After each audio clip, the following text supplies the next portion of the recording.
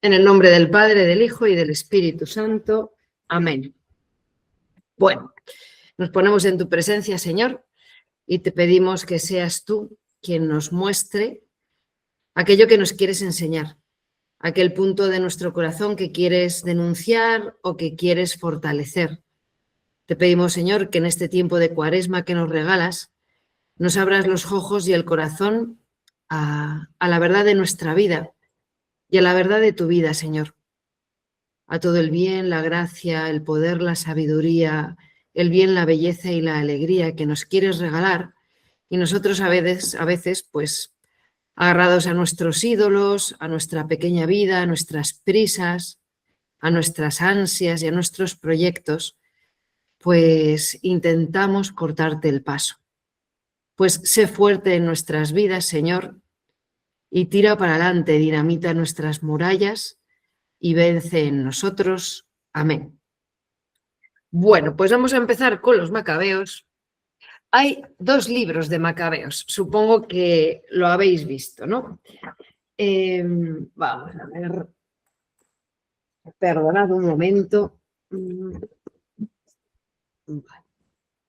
Bueno, hay muchos dichos, lo decíamos hoy en el grupo de Tudela, que tenemos incluidos en el lenguaje y no sabemos de dónde vienen. Y uno de ellos es este de menudo rollo macabeo. Pues vamos a ver de dónde viene. Aunque os aviso que no es ningún rollo. Son unos libros muy bonitos. Habéis empezado a leerlos, son un poco duros al principio y lo que vamos a hacer es lo de siempre. Dar unas claves de interpretación, de lectura, para que podamos ponernos delante de ellos y entender lo que el Señor nos quiere decir. Bueno, ¿qué os cuento? Vamos a ver, mirad, estamos por ahí, 1 y 2 Macabeos. Estamos dentro de los libros históricos de la Biblia. No todos son históricos, hemos visto que había libros de distintos géneros literarios. Pero no solo eso, sino que estos, los que he puesto ahí en rojo, no forman parte del canon de la escritura de los judíos, ¿vale? A ver, sí. Bueno, esto es importante, se llaman deuterocanónicos. Yo creo que hemos hablado de esto ya más veces. No están en esto que, bueno, aquí lo veréis poquillo, yo lo tengo aquí. Tanakh es la Biblia hebrea, tal y como la siguen teniendo los judíos, ¿no? Tanakh tiene T, N y K, son las 3 primeras letras de Torah, Nebim y Ketuvim, que es la Torah, ya lo sabemos, ya hemos visto el Pentateuco, ¿verdad? Los profetas y Ketuvim son los escritos. Pues dentro de esta clasificación, dentro de la Biblia hebrea, no están los Macabeos.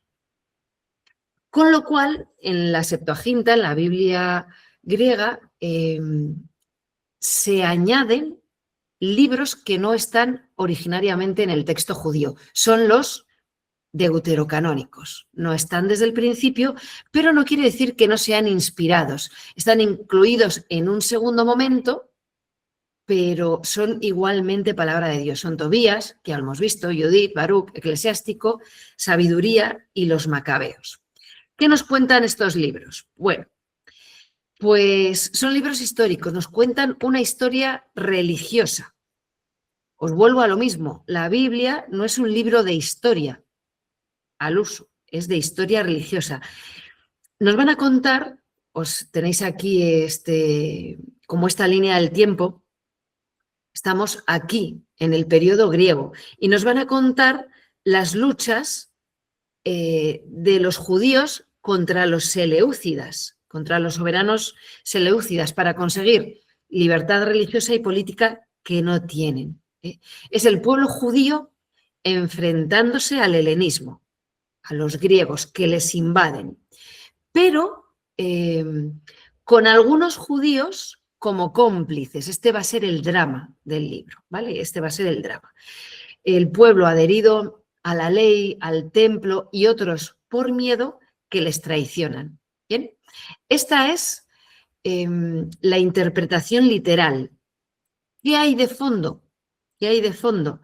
Pues no la lucha entre potencias judías, griega, entre potencias políticas griega y judía, sino la lucha por sacar a Dios de la vida, la lucha de Dios por entrar en la vida del hombre, la lucha del hombre por defender a Dios en su interior. El autor va a describir la lucha con la que se salvó el judaísmo, pero la lucha real es con Dios o contra él. Luchas a favor de Dios, luchas a favor de la verdad, luchas a favor del propio hombre. Luchas contra Dios, luchas contra la verdad, luchas contra el propio hombre. La verdad es que algunos que lo habéis leído y lo comentábamos esta mañana, me decíais, pues es como hoy, como hoy. Lo mismo. Las leyes, las modas, las manipulaciones, las mentiras y los afanes de poder que intentan que niegues a Dios en tu corazón. Lo de hoy.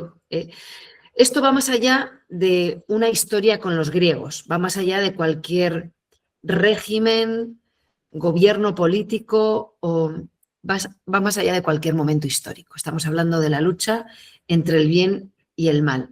Estamos con un escrito que nos viene como de el 100 antes de Cristo. Esto está escrito, se pasa escrito en la época de Hircano. Bueno, ¿qué vamos a ver aquí? Mira, este esquema me gusta mucho. Estamos en la época de Alejandro Magno y Judas Macabeo. Bueno, ¿de dónde salen todos estos nombres que vamos a ver y que vamos a ir leyendo y que no sabemos interpretar, ¿no? El imperio seleucida, que es del que vamos a hablar, lo tenéis ahí en la primera línea, viene del imperio griego, ¿vale? Seleuco I, ahora os pondré un esquema y os explicaré un poco de dónde viene. A ver, aquí estamos en la época de Grecia, hemos pasado ya toda esta historia y estamos en esta época. Fijaos que ya se ha ido los asirios, Babilonia, Persia, siempre se va uno y viene otro. Esta es la historia de siempre y después vendrá Roma. El imperio seleucida está entre el 312 y el 63 antes de Cristo, ¿vale? Y fue establecido, y es que creo que os lo he puesto por ahí, aquí lo tenéis, por Seleuco I. Esta es la dinastía seleucida. ¿De dónde sale esto? Vamos a ver. Alejandro Magno, volvemos para atrás con el imperio griego, Alejandro Magno es un gran político y se hace con un imperio grandísimo, pero se muere como se mueren todos, como nos morimos todos. ¿Y quiénes son los seleucidas? Pues son los generales que están alrededor de Alejandro Magno, que cuando él muere van e intentan repartirse su reino. Los seleucidas son unos de ellos, los que descienden de Seleuco I. Hablaremos de ello también. El nombre de estos libros va a venir de Judas Macabeo, que está ahí pintado, que es el héroe principal de esta historia. Es un hombre que se llama Matatías, que se opone al helenismo y que cuando él muere deja al mando a sus 3 hijos, al mando de 40 años de historia, ¿vale? Bien, pues vamos a tener por un lado a Judas Macabeo, que es el héroe principal de la historia, por otro lado, Antíoco Epifanes, que profana el templo, y Matatías y sus 3 hijos se ponen en contra, ¿vale?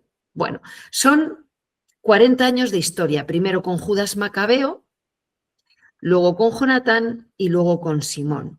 Judas Macabeo es como el jefe militar, el que pelea, purifica el templo, que es su gran triunfo, y logra que los judíos puedan vivir según sus costumbres.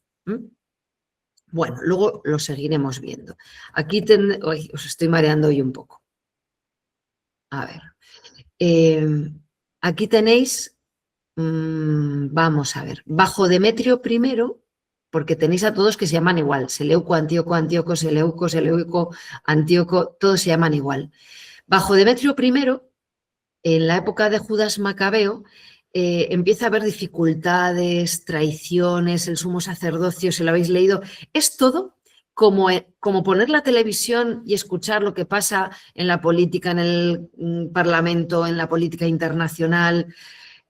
Al final, con tantos tejemanejes que los iremos desgranando poco a poco y algunos saltaremos un poco por encima, Judas termina haciendo alianza con los romanos, que son en aquel momento una potencia austera, y al ser una potencia austera va creciendo y para Judas son una ayuda.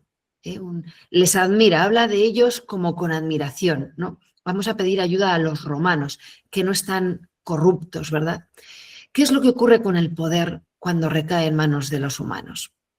¿Verdad? Que empezamos bien porque el Imperio Romano empezó bien, también el griego había empezado bien, pero los hombres cuando se instalan en el poder a veces se dejan corromper por él y se oscurecen. Pierden la diplomacia, pierden la austeridad, pierden la capacidad de escuchar, pierden la humildad e intentan ponerse pues, por encima de los demás. Bueno, Judas va a morir en el campo de batalla, le sustituirá su hermano Jonatán, que estará también un tiempo. El tiempo de Jonatán será más de maniobras políticas que de guerras. Y luego Simón, Simón, va a ser reconocido como sumo sacerdote y jefe judío y va a conseguir la autonomía política y ahí habrá una época de paz. Estamos en la época de Antíoco VII, aquí. Perdonad que haya hoy un poquito de historia, ¿no? Bueno, bien. ¿Quién escribe este libro? Pues un judío piadoso que vive en Palestina. Y lo escribe antes de que Pompeyo tome Jerusalén. Hemos visto ahí a Pompeyo en los dibujos, antes de que Pompeyo tome Jerusalén.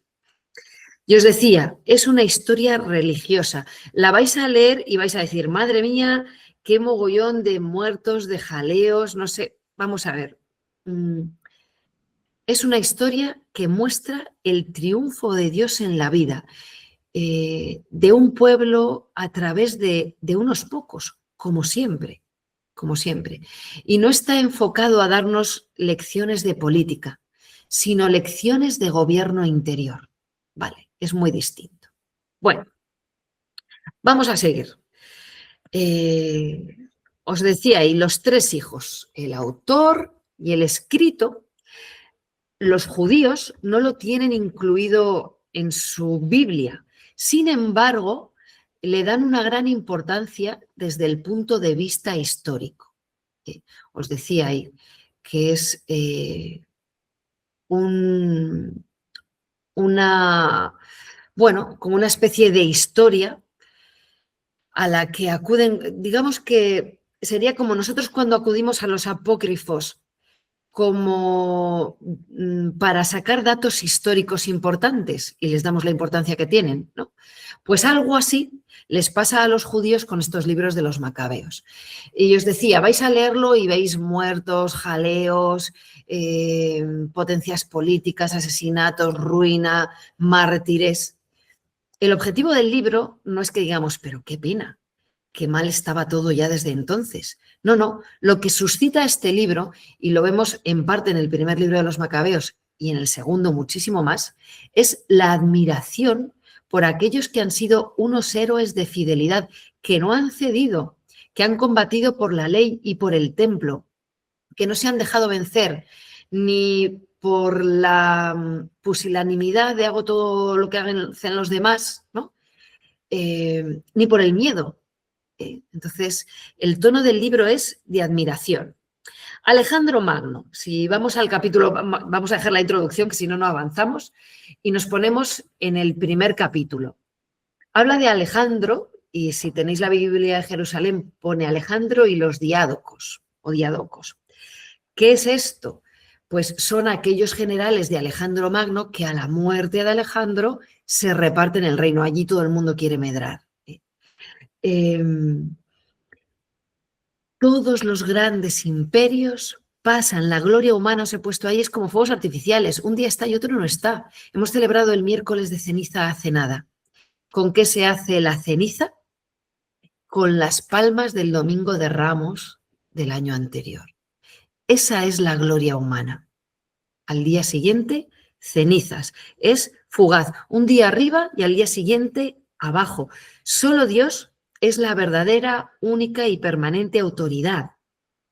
Los demás, grandísimos, potentísimos, se mueren. Y los que están alrededor se rifan el reino. Otros de los diádocos estos, aparte de los seleucidas, de Seleuco y los suyos, eran, los he buscado, ¿no? Ptolomeo en Egipto, Antígono, Monoftalmos, Lisímaco, Casandro y Pérdicas. Quieren mantener unido el reino, pero quiere cada uno ser el jefe. Así, cuando el criterio es el poder, impera la ley del más fuerte. Y detrás de uno viene otro, a cada cual peor. Y así es como llega, este es el imperio de Alejandro Magno, Antíoco IV Epifanes, que es hijo de Antíoco III, ¿no? Epifanes es el colmo de la maldad. Los libros de los macabeos lo ponen como el malo por excelencia. Bueno, a todos los seleucidas, pero bueno. Él se pone a sí mismo el sobrenombre de Epífanes, Antíoco IV Epífanes, que significa el que se manifiesta con esplendor, porque pretende ser el Zeus olímpico. Él. Este estuvo cautivo en Roma, que lo mandó su padre al perder una guerra, lo mandó cautivo a Roma. Y maltratado en Roma, se convierte en un maltratador. A mí esto me llama muchísimo la atención en la psicología humana. Ocurre, si habéis leído El hombre en busca del sentido de Viktor Frankl, él cuenta que en aquel campo de concentración eran mucho más fieros y más crueles. Los judíos que adquirían algún cargo de los nazis, que les daban un pequeño cargo de encargado de barracón o para ganarse el favor de los soldados, eran mucho más crueles que los propios soldados, ¿no? Bueno, pues este que ha estado cautivo en Roma, que tendría que ser más comprensivo, se vuelve más cruel, más cruel. Y se llama a sí mismo Epífanes, como glorioso, como soy Zeus olímpico. Bueno, la soberbia humana, de la que hemos hablado tantas veces, tan cerca del ridículo, ¿verdad? Tan cerca del ridículo. De hecho, le parafrasean el título que él se pone a sí mismo de Epífanes y le decían Epímanes, que significa loco, es el rey loco. Se cree que es Zeus olímpico, o sea, se cree que es alguien que no es. Es más, se cree que es alguien que no existe. Yo os decía, aparte de estos personajes, no, están los judíos. Los judíos se dividen en dos grupos aquí, ¿no?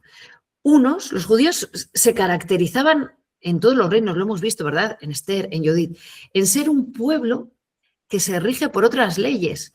Pues claro, el pueblo elegido que ha recibido del mismo Dios las tablas de la ley se marca a sí mismo como un pueblo que se dirige por otras leyes, ya desde que toman la tierra prometida y no tienen las costumbres de quemar a los niños y todas aquellas cosas. Dios les separa de las leyes de los otros pueblos, no para hacerles más que nadie, sino para enseñarles dónde está el bien y dónde está el mal y que ellos sean luz de los demás pueblos. Yo no sé cómo no nos hemos extinguido, porque ellos llegan con esa ley de Dios que salva al hombre. La ley de Dios salva al hombre. 3 mandamientos del culto a Dios y 7 mandamientos del respeto a los demás hombres. Pues esa es la ley de Dios. Esa es la que hace a los judíos distintos. No mentir, no matar, no abusar. Bueno, pues eran un grupo aparte por sus leyes y por sus costumbres. Todo el mundo en una dirección. A ver, esto lo hablamos más veces. Mientras las leyes de los gobiernos que rigen los distintos países, mientras las leyes sean honestas, los cristianos el día de hoy. Y los judíos en aquel tiempo no sobresalen entre los demás ciudadanos. Pero cuando las leyes empiezan a ir contra Dios y contra los propios hombres, los judíos empiezan a destacar, igual que los cristianos empezamos a destacar. Cuando la ley se empieza a volver en contra de la vida, en contra del amor y en contra de la verdad, tú que eras un ciudadano más de a pie, empiezas a ser un ciudadano al que miran. Pues todos en una dirección, ¿no? Está pues claro, Grecia es muy potente militarmente y culturalmente. Y luego están ellos, que tienen la tentación de seguir la dirección griega, que va contemplándose más cada vez a sí misma, o ir en contra de todos. Ahí están, ante la tentación de siempre, y algunos caen porque no quiero ser raro, porque quiero ser como todos, porque no quiero que me miren mal. Y cuenta, si habéis leído en el primer capítulo, cómo los judíos que estaban circuncidados, que esa es la ley mosaica, la circuncisión dada por Dios a Abraham como señal de pertenencia al pueblo, ¿no? Rehicieron sus prepucios, dice, renegaron de la alianza para atarse al yugo de los paganos y se vendieron para obrar mal. Eran libres. Aquí se debaten siempre, ¿no? Entre ser libres y ser esclavos. ¿Qué cuesta más? ¿Ser libre o ser esclavo? Hizo falta una noche para que Dios sacara a Israel de Egipto, la noche de la Pascua. Hicieron falta 40 años para que Dios sacara a Egipto del corazón de Israel.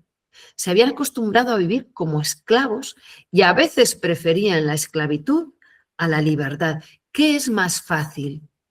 ¿Ser libre, aunque eso suponga ir contracorriente, o ser esclavo, pasar desapercibido y hacer lo que todos hacen, aunque te traiciones a ti mismo, a los tuyos y a Dios? ¿Por qué disimulan la circuncisión? Pues porque adoptan la cultura griega con las termas y los baños griegos, y allí ser circuncidado para un griego que son tan del cuerpo, de la belleza, pues era ser un mutilado. Entonces ellos se avergüenzan y apostatan.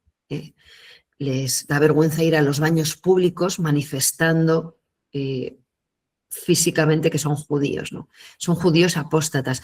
Esa tentación es actual y lo será siempre, yo creo, ¿no? La de adoptar las costumbres de los que tengo al lado en los temas candentes o peliagudos o que me van a mirar como, ¿en serio que piensas así? Retrógrado, ¿no? Entonces, podemos intentar pasar desapercibidos haciendo como que, o aceptando, pues el aborto, el matrimonio homosexual, el feminismo arrebatador de hoy en mismo. Es el no querer tener jaleos, el que nos hace traicionarnos. Cuando empiezas así, es que te estás mirando tú, en vez de mirar al Señor, ¿no? Os he puesto aquí a Sophie Scholl, no sé cómo se leerá. Esta chiquilla está ahí, esa es una foto de Sophie con sus dos hermanos. Pertenecían en la época de la Segunda Guerra Mundial a una asociación pacífica de estudiantes que pacíficamente abogaba en contra del régimen nazi, ¿no? En la Segunda Guerra Mundial. Bueno, esta chica en 1921 fue ejecutada, un 22 de febrero de 1943, hace nada, ¿no? Tenía 22 años. Ahora con 22 años no le dejáis a los hijos que corten el queso o el jamón. ¿Y cómo le vas a mandar con 22 años, con 20 años a estudiar fuera y allá que le mandas los tuppers, que no tenga que cocinar porque tiene mucho que estudiar? Sophie con 22 años dice, son tantos los que caen a favor de este régimen que ya es tiempo de que alguien caiga en oposición a él. Y es capaz de no secundar la injusticia y la crueldad como fueron capaces muchos otros alemanes y muere ejecutada. Se puede ser fiel en medio de un ambiente adverso que te intenta presionar, ¿no? ¿Y cómo empieza todo esto? Estamos en el 167 a.C., ¿no? Si lo habéis leído, el primer capítulo es desolador. El saqueo del templo. Antíoco lo quiere todo. también Egipto. Así que reúne un gran ejército, baja hasta Egipto y arrasa. El mal nunca tiene suficiente, tiene un punto de locura. La vanidad, la autocontemplación, el prestigio, nunca tiene suficiente. A la vuelta de arrasar Egipto, arrasa también Jerusalén. Y dice, el templo fue arrasado y saqueado en el 167 a.C. es. Y pone con insolencia, es decir, humillando. Y si lo habéis leído, describe cómo jefes y ancianos gimieron, languidecieron las doncellas y los jóvenes, la belleza de las mujeres se marchitó. Genera en el pueblo de Israel un sufrimiento generalizado y agudo. Esta historia la volveremos a leer cuando leamos el profeta Daniel, que describe este día trágico, ¿no?, de la abominación de la desolación que dicen los judíos. Tropas suyas se impondrán y profanarán el santuario y la ciudadela, abolirán el sacrificio cotidiano y establecerán la abominación de la desolación. Ahora os digo lo que es eso. El caso es que la lucha es del mal contra Dios, por encima de la lucha de los griegos y de los judíos, es la lucha del mal contra Dios. Y el mal busca destrozar. Al mal no le da igual que el bien exista y va a por él, aunque tenga que pasar primero por Egipto, ¿vale? Va a por él, a por Dios. Al final, los malvados de las historias, de cada historia y de la historia en la que vivimos, son un simple juguete en manos del demonio. Un juguete que, aunque gane batallas, está destinado a perder, porque Cristo ha vencido. De hecho, esta victoria es como en dos partes. Pasan y arrasan y se llevan el oro, lo destrozan, lo dejan derruido, ¿no? Y después de eso, Antíoco envía a un tributo suyo que se llama Apolonio, si lo habéis leído, ¿no? Y lo manda a rematar. Este entra con mentiras. De hecho, los griegos son muy doctos en el uso de la palabra, con palabras de paz, con muy buenas palabras, y les engaña. ¿Y por qué no va a entrar con mentiras? Cuando impera la ley del más fuerte, lo que no hay es ley ni moral, solo hay egoísmo y locura. Y da igual lo que hagas, el caso es conseguir lo que quieres. Eso es el infierno. Y si no, que se lo pregunten a todos estos, ¿no?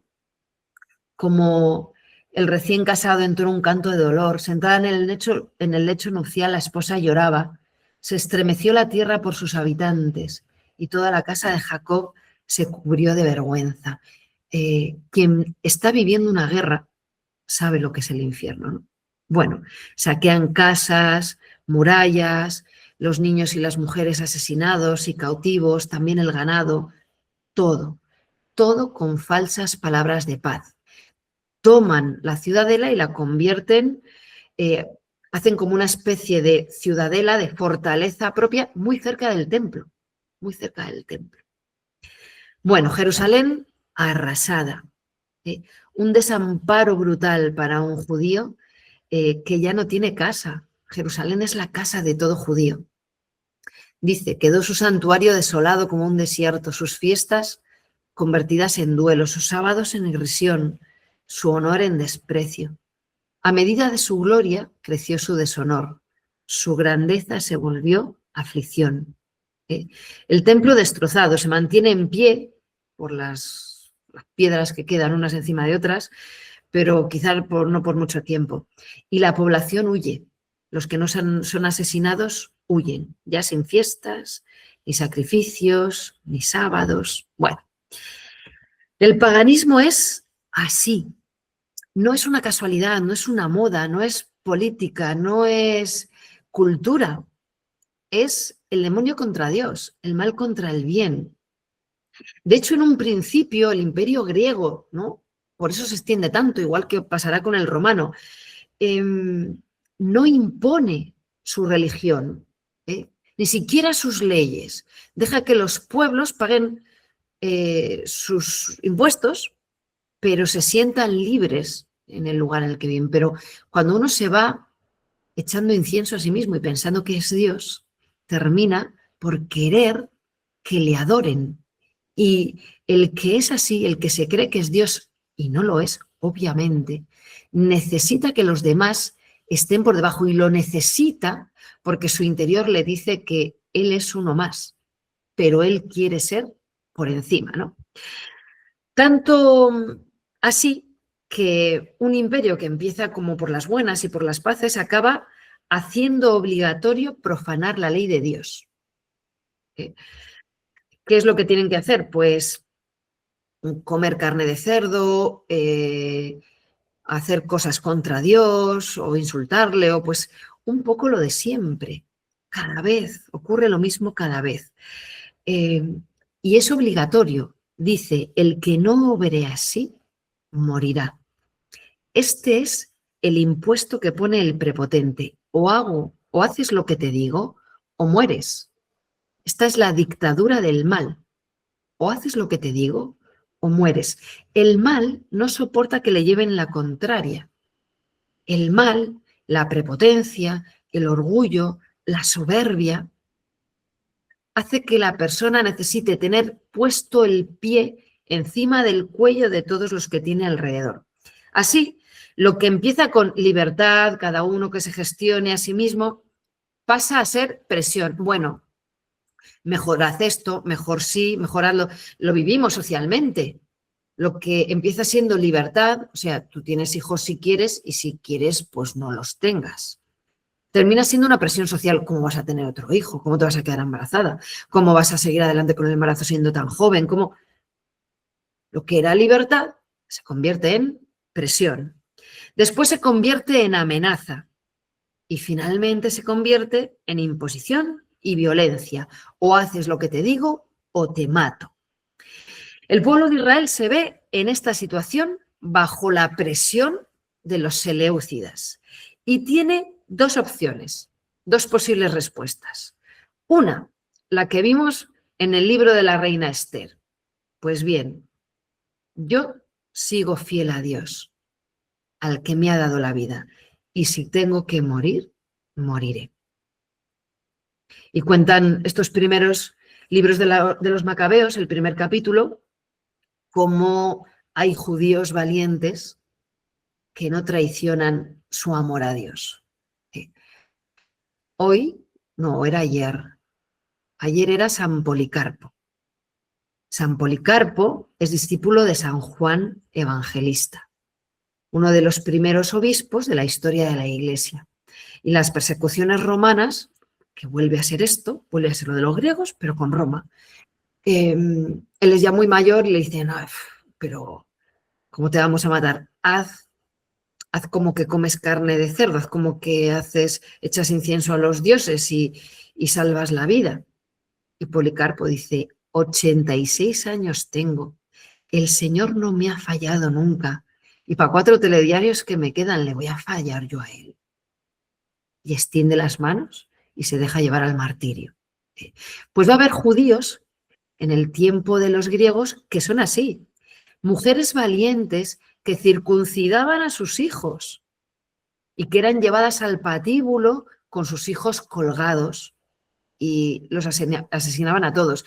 Es decir, ahora cuando veamos en los siguientes capítulos cómo Judas Macabeo lidera una revuelta sangrienta, diremos, ¡qué barbaridad!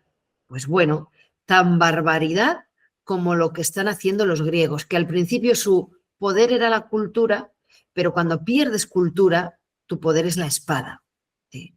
Y la locura.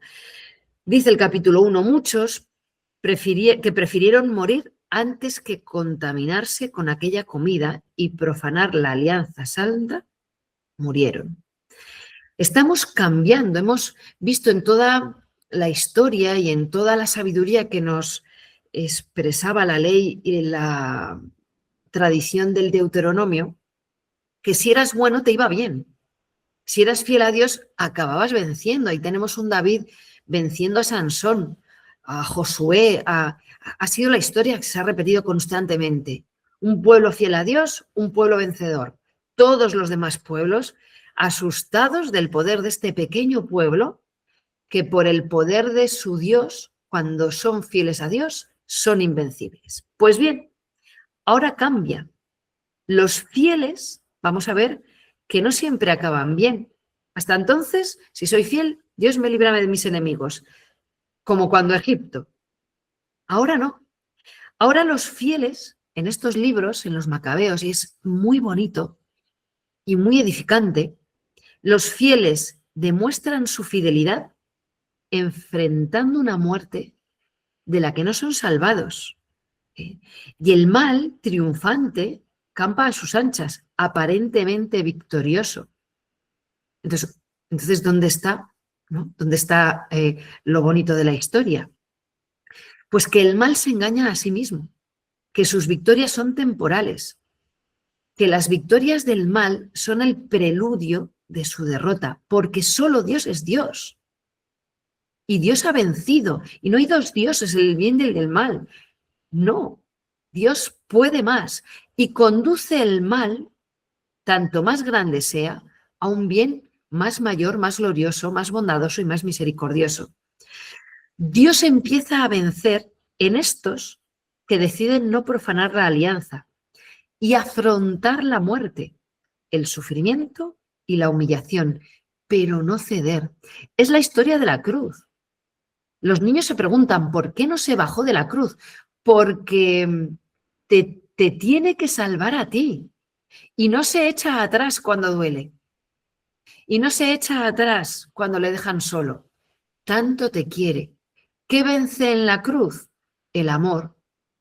Claro, ¿qué nos pasa? Que estamos en un tiempo en el que el amor se echa atrás ante muchas cosas. Te quiero mucho, pero mi comodidad primero. Te quiero mucho, pero mi trabajo primero. Te quiero mucho, pero mis hobbies primero. La cruz y el testimonio de los mártires que vamos a ver en los Macabeos, sobre todo en el segundo libro, es la demostración de que el amor puede más que la muerte, que existe el amor de verdad. Claro que sí, que lo podemos vivir y que traicionarlo es volver a la esclavitud de Egipto, esa esclavitud que aborrecemos, pero en la que nos instalamos cómodamente para no tener que luchar. Porque qué duro es perdonar. Qué duras son tantas cosas, ¿no? Pero qué libre el que logra perdonar, el que logra cambiar, el que logra que sus palabras sean veraces. Mi sí es un sí y mi no es un no, como dice Jesús en el Evangelio. Aunque salga perdiendo los fieles. Estamos hablando de la valentía de no ceder. Por eso el libro es precioso, el libro de los Macabeos, y por eso es tan importante. Piper es un filósofo actual que, ¿cómo decirlo?, traduce a Aristóteles a un lenguaje más actual y más comprensible. Si queréis leer cosas sobre la virtud, él tiene escritos muy buenos y muy esclarecedores sobre las virtudes cardinales, por ejemplo, ¿no? Y sobre lo que es la virtud. Y, por ejemplo, hablando de la fortaleza, Piper dice, lo que mejor caracteriza su esencia, la de la fortaleza, no es el no conocer el miedo, sino no dejar que el miedo le fuerce al mal o le impida la realización del bien. Esa es la fortaleza. Cuando el mal puede tanto, puede más que tú, es más grande, te da miedo, pero no, pero permaneces libre. Esa es la fortaleza, permanecer libre y no dejarme forzar a hacer el mal. O que nada me impida hacer un bien. Que nada me lo impida ni por fuera ni por dentro. Entonces estábamos diciendo, hay dos posibles respuestas ante esta invasión del mal, que no es solo por la fuerza, es desde dentro, ¿no?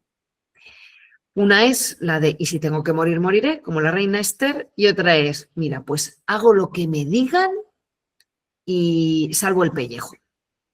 Y vivo, y no me matan, Y mi pregunta es, ¿vives? ¿Vives cuanto más? Porque todos sabemos que nos vamos a morir, ¿no?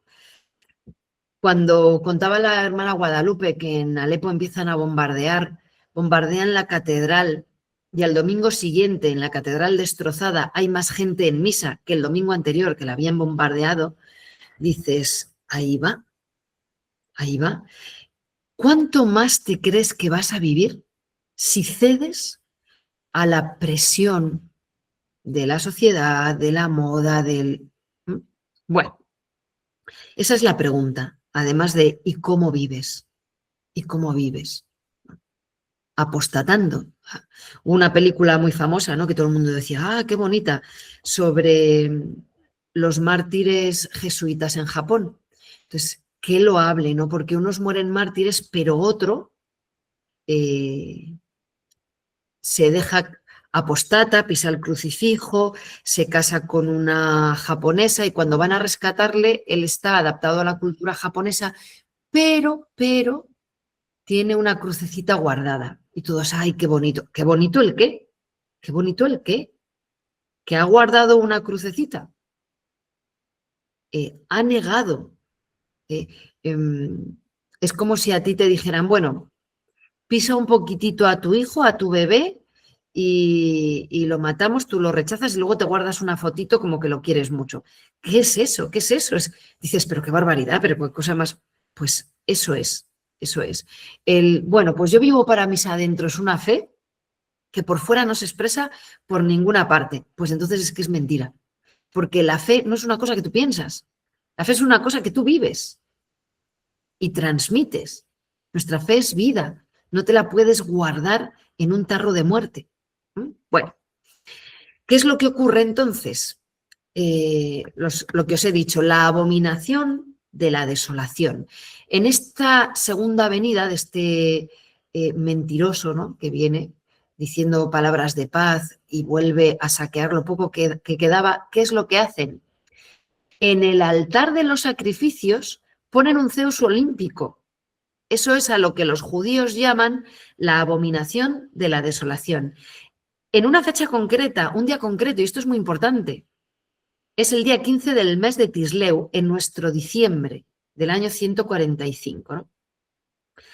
En el altar de los holocaustos, fijaos que este rey no sabe que el lugar más sagrado para el judío es el Sancta Sanctorum y piensa que como el sitio de los sacrificios es el altar ese, pues ahí pone su Zeus olímpico. Bueno, esto va como de mal en peor, ¿verdad? Aquí surgen, en este momento, Matatías y sus hijos, que es el capítulo 2. Matatías. Matatías se encuentra, es un hombre judío que se encuentra una Jerusalén que era libre y ha pasado a ser esclava. Él vive en Modín, al noreste de Jerusalén, y es de familia sacerdotal, de los sacerdotes de Joarib. Si buscáis en el libro de las Crónicas, en el primero, capítulo 24, versículo 7, veis allí quién es, nieto de Asmón.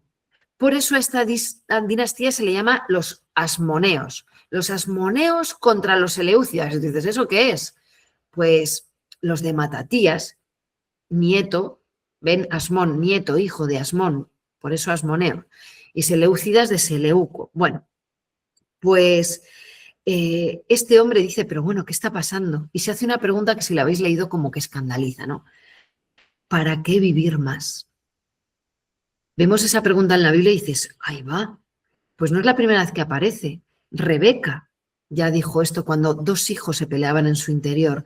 Elías en el Horeb, Moisés. Es una pregunta que no ofende a Dios. Dios mira nuestra debilidad, nuestra impotencia, mira cómo pesa sobre nuestro ánimo el hecho de que todo lo que hay alrededor vaya mal o se deteriore, cómo eso nos entristece. Y el Señor que nos ha hecho muy bien, nos comprende. No le ofende nuestro desánimo, nos ofrece su mano. Le ofende la soberbia, le ofende la mentira. Entonces, este hombre entra en un profundo duelo de cómo está todo. Y en ese momento, os decía hace un momento, ¿no? el ofrecer como sacrificios a un dios que no es, al Zeus olímpico este, que en realidad es un hombre loco, ¿no? Epífanes, ¿no? Epímanes, ¿no? Les obligan, la maldad acaba obligando, haz lo que te digo, les obligan a establecerse en un culto idolátrico en contra de su dios. A la maldad, os decía, no le da igual el bien, haz lo que te digo, o si no te mato, ¿no? Matatías se niega a participar en esto y en la financiación del culto idolátrico del templo. No participar en lo que está mal es muy importante y muy difícil a veces en nuestra vida. Y lo hemos vivido o lo han vivido nuestros mayores en otros tiempos. Paga este impuesto revolucionario o te quemo la casa, o te mato a los hijos, o yo qué sé, te quedas sin coche. Es un soborno, ¿no? A la vez, porque como Matatías es un hombre importante, intentan sobornarle a cambio de dinero. Te doy lo que quieras, pero tú, que eres un hombre en el que todos se fijan, rinde culto, niega a tu Dios y otros te seguirán. Vemos cómo el mal actúa así, entre el soborno de te doy lo que quieras o te mato, entre te cautivo o te amenazo. Qué importante, ¿no? Tú que eres jefe, haz esto y muchos irán detrás. Estos libros de los macabeos van a estar llenos, os decía, de vencedores que pierden, que son amenazados, pero no ceden. Es el libro de los héroes de la coherencia y eso enciende nuestro corazón. Son ejemplos a seguir en un mundo corrupto, antiguo y en el nuestro. De hecho, Matatías dice, aunque todos lo hicieran, mis hijos y yo no. Matatías seguro que tiene en el corazón a Josué, en el libro de Josué, capítulo 24, versículo 15, yo y mi familia serviremos al Señor. Yo y mi familia, dice Josué, somos del Señor. Matatías oponiéndose, arriesgando la vida, oponiéndose a ser infiel a Dios, a dejarle de lado, está proponiendo un camino de fidelidad, está dando el ejemplo que se espera de él. La vida es importante y por eso es importante cómo vivir y cómo no. Todos conocemos personas, ¿verdad?, volubles que viven sin principios y salvando el trasero en la empresa o donde sea, y en la vida misma. Y también conocemos lo contrario, personas de palabra, que pueden confundirse, pero que son leales. Y que si hacen algo mal es porque están confundidos, no porque sean una veleta. Hay personas para las cuales el amor es más fuerte que la muerte. Y son personas en las que se puede hablar de lealtad y de fidelidad y de verdad. No estamos hablando de talibanes, estamos hablando de héroes. Y justo cuando está Matatías en esta situación, sale un desdichado allí que no sabes si no lo ha escuchado, o es que le falta un hervor, como dicen aquí, o es que se muere de miedo, o quiere acabar con eso, o que le da todo igual, y se pone a sacrificar a los otros dioses.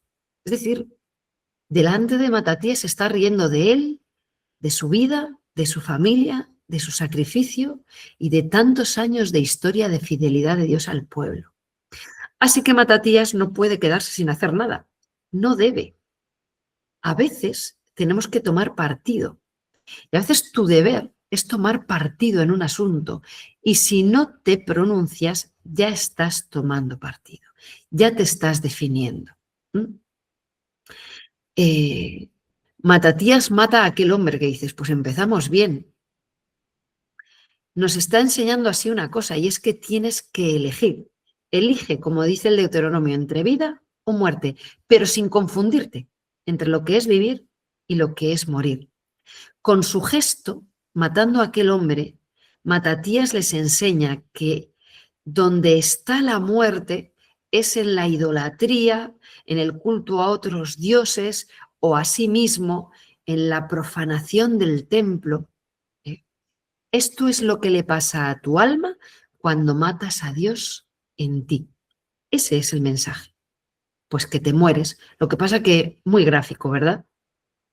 Nosotros, esto nos espanta porque apreciamos más la vida física que la eterna, como ese que salió ahí. Yo salvo el trasero. Y si tengo que cambiar de dioses, de mujer, de costumbres, o esto va a dar lugar, que lo sabemos, a todo un movimiento de violentos que con un celo violento defenderán la ley y que en el Evangelio son conocidos como celotes o celotas. El celo por la ley tiene que ser radical, por supuesto, pero no violento, enseñará Jesús. Y entonces empiezan aquí las aventuras de Matatías. Después de aquello, Matatías y los suyos se reúnen y hablan, porque empieza una guerra de fe, una guerra santa, ¿no? Se establecen grupos. Vamos a ver, os he puesto ahí los nombres de los grupos porque si no empezamos a oír nombres, ¿verdad? Y no sabemos quiénes son. Los asmoneos, ya lo sabemos. Matatías ben Asmón, Matatías hijo de Asmón. Los asmoneos son los hijos de Matatías, son los macabeos. Pertenece a la familia de sacerdotes, nieto de Asmón. Los celotes, todos los que cuando él se pone en contra del imperio griego, se une, pero por la fuerza, con violencia. Esto es una guerra de fe.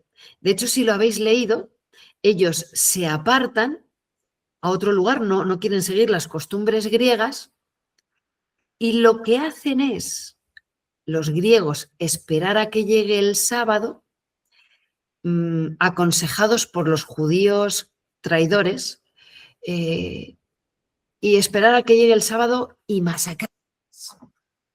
Y lo hacen. Les masacran porque no se defienden en sábado, porque es sábado. Después de esto, los que quedan vivos se reúnen y dicen, bueno, vamos a